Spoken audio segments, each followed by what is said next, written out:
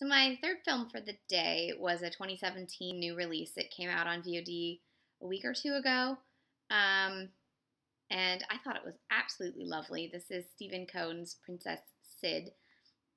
I think this is his fifth film. I have not seen his other films, but I really enjoyed this film, and it stars newcomer Jessie Pinnick as the titular Sid, who is spending a few weeks with her aunt, played by Rebecca Spence, in Chicago. Her Aunt Miranda is a novelist, writer, intellectual, whom Sid has not seen in almost a decade since her mother, her aunt's sister, died. You sort of find out more about that as the film goes on. And she's a teenager. She's having issues with her father. They thought maybe this was a good thing for her to do, so she's there. They don't know each other very well, but they're trying, and they're very different women. And what I loved the most about the film was how it treated their differences and their sort of fissures, not fissures. What's the word I'm looking for? The little fights that they had, where it was really less about being mad at each other and more about being unable to communicate and working through the process of finding out how to really truly talk to a new person in your life, and to talk with respect. And I thought that was quite lovely. But the thrust of the film that is being mostly talked about is that Sid is a queer character. Whether she is bisexual, pansexual, or a lesbian, that's sort of left up to ambiguity because she's 16 and who knows what she is at this point. But she does have a fling with two different characters, one more profound than the other. The more profound one being with a barista named Katie, played by Malic White.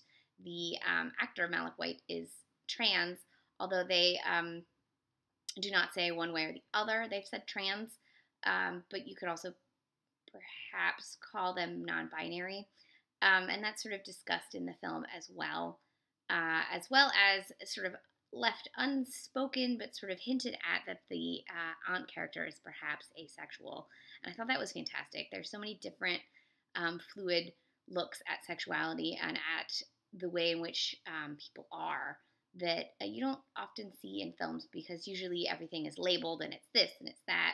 And instead, it was all really messy and wonderful and could be many things and could be, any of those things. The other thing I really liked about it was there's a scene where the aunt and her niece are talking, and her niece sees everything. She's 16. She sees everything as either this or that still, sort of. And so she sees the lack of sexuality and like romantic relations with her aunt as a failing for the aunt, and the aunt is like, no, I have joy in many things and I'm fulfilled, and what I have is maybe different from what you need to have joy, but it's all I need, and I need you to respect that. And I think that's wonderful and something that we don't often talk about, especially amongst women, that there's this dialogue in I don't know if it's just in America or everywhere, but this dialogue of most women either should have children or are sad that they didn't have children, or they should be coupled off, whether it's in a gay couple or a straight couple or whatever couple. And this movie really revels in the fact that this woman lives alone and has a rich, fulfilling life regardless of her romantic relationships and familial relationships, and I think that is fantastic. What else to say? It's beautifully shot by cinematographer Zoe White and takes place all in this one little neighborhood in Chicago. Having recently visited Chicago, I think it captures the light that I saw in Chicago quite well. Beautiful little neighborhood with all those red bricks. So this is a lovely little film. It's on VOD right now. You can rent it from various places. And I would, if you want just a lovely, nice little queer film to end your year with, I definitely recommend this one. Oh, and it passes the Bechdel test in spades.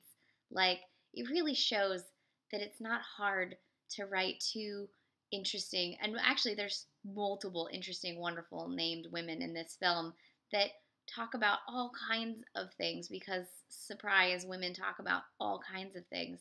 And it's always wonderful and refreshing to see really autonomous women, but it's also depressing that you have to point it out still, how rare it is. Like, do better, writers, do better. So anyways, check this film out. It's on VOD. You can rent it pretty much anywhere that you enjoy renting films. This is 2017's Princess Sid, and it is quite lovely.